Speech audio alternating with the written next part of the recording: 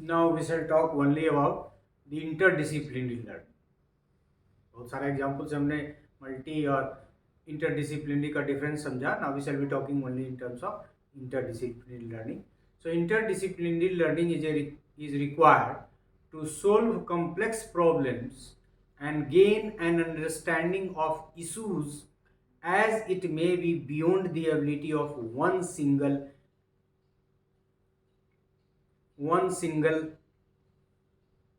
discipline to address an issue comprehensively or resolve a problem effectively. मतलब interdisciplinary में ज़रूरत है कई डिसिप्लिन की, और ख़ास के तब जब हमको कोई प्रॉब्लम ऐसा है जिसको एड्रेस करना है और उसके कॉम्प्रिहेंसिवली अंडरस्टैंड करना है, ताकि किसी समस्या का हम समाधान कर सकें effectively. There can be two distinct approaches to interdisciplinary. Interdisciplinary में दो अप्रोच की बात कर रहा है. एक तो आप याद रखेंगे इंटीग्रेशन से है, इंटेग्रेटनिस्ट. इंटीग्रेशन में NIST, इंटीग्रेशन में IST लगाए, इंटीग्रेशनिस्ट अप्रोच, और दूसरा generalist approach. So the integrationist approach and generalist approach are the two approaches that is involved in the interdisciplinary learning. The integrationist approach considers a process by which ideas, information, methods and tools from two or more disciplines are connected, synthesized और blended. जैसा कि हमने पहले भी देखा कि वो तो मिक्स कर जाता है पूरा. The generalist approach is that where there is a dialogue or interaction between two or more disciplines, but the disciplines are not blended into one another. देखिए एक चीज और करता है, ये दो अप्रोच की बात तो कर रहा है. एक कह रहा है कि सब आपस में एमलगेट कर रहा है उसके जो भी डिसिप्लिन के तत्व है, दूसरा कह रहा है कि सपोर्ट कर रहा है लेकिन एमलगेट नहीं कर रहा है. और एक और महत्वपूर्ण, some experts consider this approach as multidisciplinary. So far as the characteristics of interdisciplinary learning, following are few characteristics of interdisciplinary learning. Number one, interdisciplinary learning draws from more than one discipline. ये पहला है. The content drawn from each discipline enables the learner to understand varied perspectives of the issue being investigated. लेकिन ये पहली विशेषता ये है कि more than two, मतलब मोर देन टू लेता है, मोर देन टू डिसिप्लिन का होना जरूरी है इसमें. Suppose one has to understand the concept national development.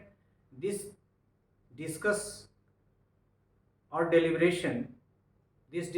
deliberation will need contents from history, civics, political science, geography, economics and even more.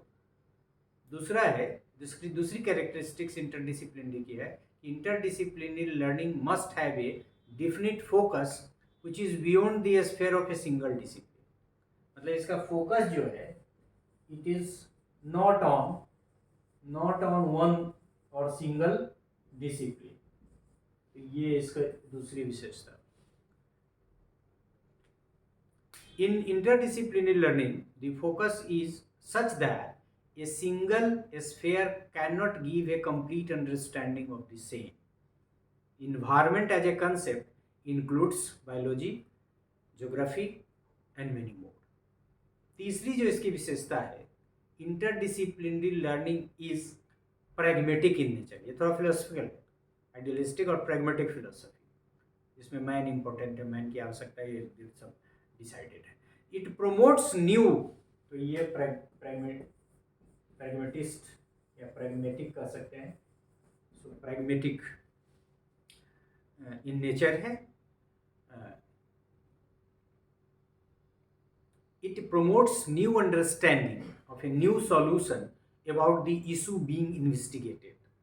Students using interdisciplinary approach to learn develop a problem solving attitude. चौथा जो इसकी characteristics कर रहा है कि interdisciplinary learning is a dialectical process. dialectical process. It's a dialectical. So it's a dialectical process. Interdisciplinary learning requires teamwork. एक साथ कई लोग, teamwork between people from more than one discipline, और इसीलिए इसका नेचर क्या है, डायलेक्टिकल प्रोसेस. नेक्स्ट है इंटरडिसिप्लिनरी लर्निंग इज इंटीग्रेटिव. अभी तो उसमें दो तरह का हम लोग टाइप से भी एक क्लियर था. Integrative, academic practitioner integrate disciplinary process perspective deliberately and productively. Elements of different discipline, that is knowledge, understanding, skill, are put into productive relationship with one another, and connection made help students to accomplish a new, deeper and broader understanding of the topic. तो ये एक interdisciplinary. अब एक नाम है Elon Repco, जो define कर रहे हैं. एलन रेपको कौन थे?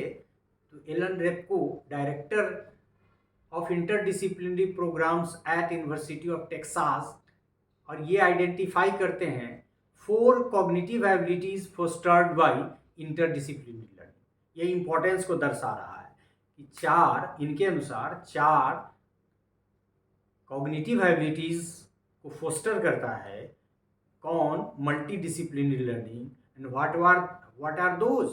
These are perspective taking techniques. perspective taking techniques. दूसरा डेवलपमेंट ऑफ स्ट्रक्चरल नॉलेज, मतलब ये नॉलेज को डेवलप करता है स्ट्रक्चर के फॉर्म में. इंटीग्रेशन ऑफ कन्फ्लिक्टिंग इंसाइट्स, मतलब कई तरह के जो इंसाइट हैं जो आपस में कन्फ्लिक्ट करते हैं उनको इंटीग्रेट करता है या इंटीग्रेट करने में मदद करता है.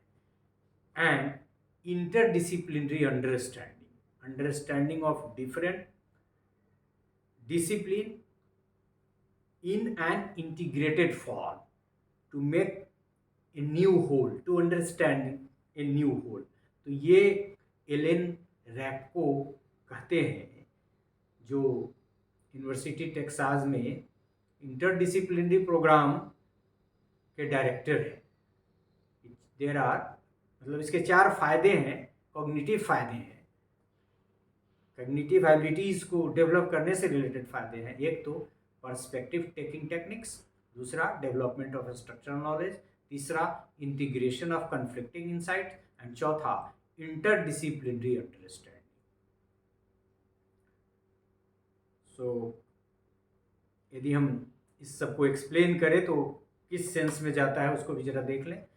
पहला जो था कि पर्सपेक्टिव टेकिंग टेक्निक, इसको हम यदि एक्सप्लेन करें, समझने का प्रयास करें, is related to the capacity to understand multiple view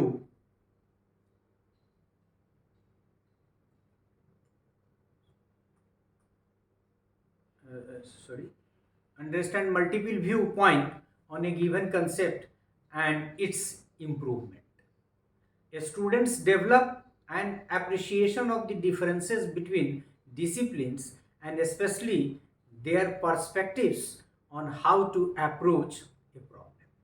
मतलब एक पर्सपेक्टिव का नॉलेज, दूसरे पर्सपेक्टिव का knowledge, and it provides a new insight. So perspective technique,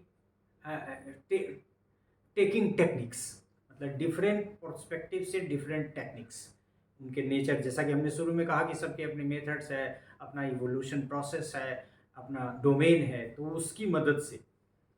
दूसरा जो 4 में से कहा वो दूसरा था कि डेवलपमेंट ऑफ स्ट्रक्चरल नॉलेज, मतलब हर का नॉलेज अलग का स्ट्रक्चर अलग है, उसको समझना.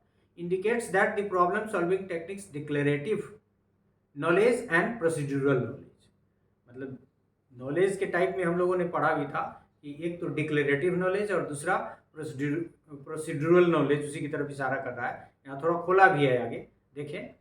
Declarative knowledge is factual information, मतलब हर डिसिप्लिन का, related to the problem, and procedural knowledge is information about the process involve, मतलब in the process of interdisciplinary approach. मतलब प्रोसीड्यूरल नॉलेज तो किसी डिसिप्लिन का हम सीखते ही हैं, साथ साथ उसके फैक्ट्स कंसेप्ट से फैक्चुअल इंफॉर्मेशन को भी, जो डिक्लेरेटिव नॉलेज का भी ज्ञान होता है। तीसरा, इंटीग्रेशन ऑफ कॉन्फ्लिक्टिंग इंसाइट।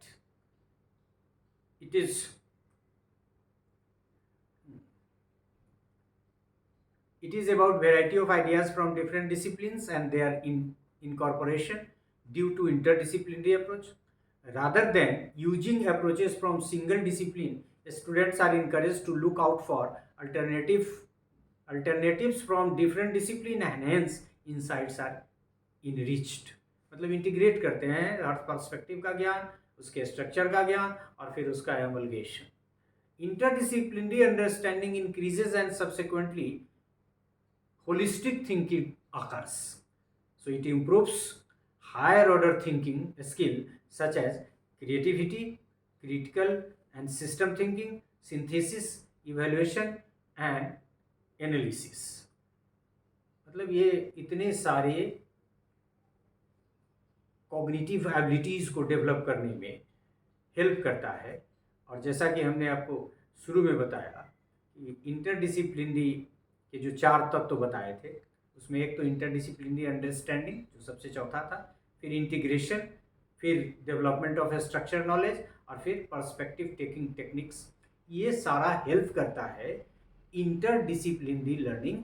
और यदि हम ये एलन रैको को माने, जो सही भी हैं अपने अप्रोच में, तो निश्चित रूप से interdisciplinary approach is very useful so that it can enrich the learners to integrate different types of knowledge and to develop his or her creative ability, critical and systematic thinking, synthetic ability, evaluation, capacity to evaluate and capacity to analyze and many more. So interdisciplinary learning is very important and we have learned its characteristics and its utility as well. One more part that we shall devote on regarding some approaches to be used to promote interdisciplinary in separate lecture. So this is all about this part of the lecture, that is interdisciplinary learning, its characteristics and its cognitive strength. Thank you.